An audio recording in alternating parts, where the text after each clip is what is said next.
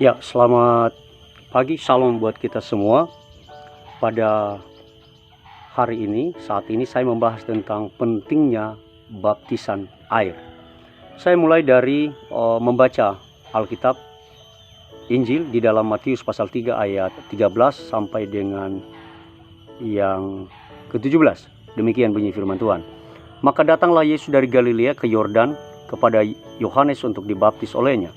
Tapi Yohanes mencegah dia, katanya, "Akulah yang perlu dibaptis olehmu, dan engkau yang datang kepadaku."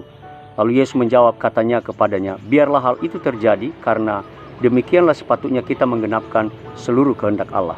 Dan Yohanes pun menurutinya. Sesudah dibaptis, Yesus keluar dari air, dan pada waktu itu juga langit terbuka, dan ia melihat Roh Allah seperti burung merpati turun ke atasnya.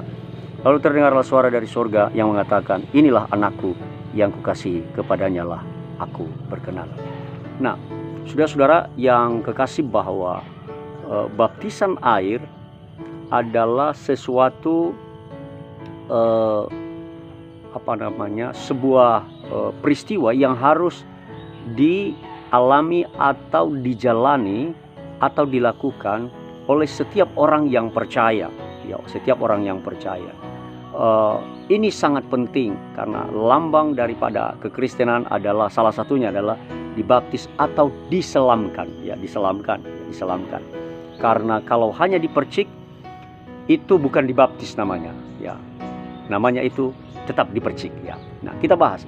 Nah, poin yang pertama, kenapa baptisan kita harus lakukan sebagai orang Kristen? Yang pertama, di ayat yang saya baca, di sana dikatakan Yesus menjawab Yohanes, berkata begini, "Biarlah hal itu terjadi, karena demikianlah sepatutnya kita menggenapkan seluruh kehendak Allah." Nah, yang pertama, kenapa baptisan bagi setiap orang yang percaya kepada Tuhan Yesus Kristus harus dilakukan? Yang pertama adalah karena ini adalah menggenapkan seluruh kehendak Tuhan. Nah, jadi ini hal yang sangat penting. Ini adalah sebuah perintah Tuhan yang menggenapkan. Tuhan Yesus mengatakan menggenapkan. Artinya ini harus dilakukan setiap kita. Ya, tidak ada lagi perbantahan di sini karena ini udah final sekali.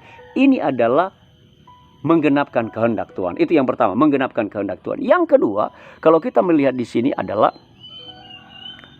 di ayat yang sama dan ayat yang ke-16, sesudah dibaptis Yesus keluar dari air, dan pada waktu itu juga langit terbuka, dan ia melihat Roh Allah seperti burung merpati turun ke atasnya. Yang kedua adalah Yesus sendiri sebagai orang, sebagai pribadi yang menebus kita, sebagai Tuhan kita, melakukannya juga. Nah, dia sendiri memberi contoh dan teladan bagi kita.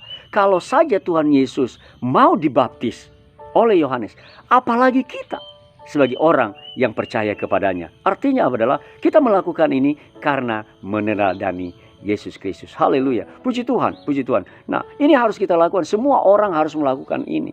Nggak ada lagi alasan untuk kita berkata, mempertanyakannya, untuk mengatakan kok harus dibaptis dan lain sebagainya. Karena Tuhan kita sendiri melakukannya. Haleluya. Bisa katakan amin, saudara? Amin. Puji Tuhan. Nah, yang ketiga adalah sebagai tanda pertobatan bagi orang yang baru percaya kepada Tuhan. Nah, ini yang ketiga aja, saudara. Sebagai tanda pertobatan bagi orang yang percaya kepada Tuhan. Nah, ini tandanya, saudara. Setiap orang yang menerima Yesus sebagai Tuhan dan Juru Selamat itu, selain dia percaya kepada Tuhan, menerima Yesus sebagai Tuhan dan Juru Selamat, dan menjadikan Tuhan dalam kehidupannya, maka dia harus dibaptis sebagai apa? Sebagai tanda kalau dia sudah bertobat. Nah, artinya apa? Tenggelam itu, saudara yang kasih dalam, membenamkan seluruh manusia lama dengan perbuatan-perbuatannya dan efek-efek yang lama itu, dan diangkat dari air dan menjadi manusia yang baru. Puji Tuhan. Yang pertama adalah karena menggenapkan perintah Tuhan. Yang kedua adalah karena kita mengikuti teladan Tuhan Yesus. Yang ketiga adalah baptisan kita lakukan sebagai tanda pertobatan kita kepada Tuhan. Ini yang dari saya. Tuhan Yesus memberkati. Dari Pendeta Martinus Jebua dari GPD Alpha Omega Murus Jaya, Tulang Bawang, Lampung. Selamat siang, Tuhan memberkati. Haleluya. Amin.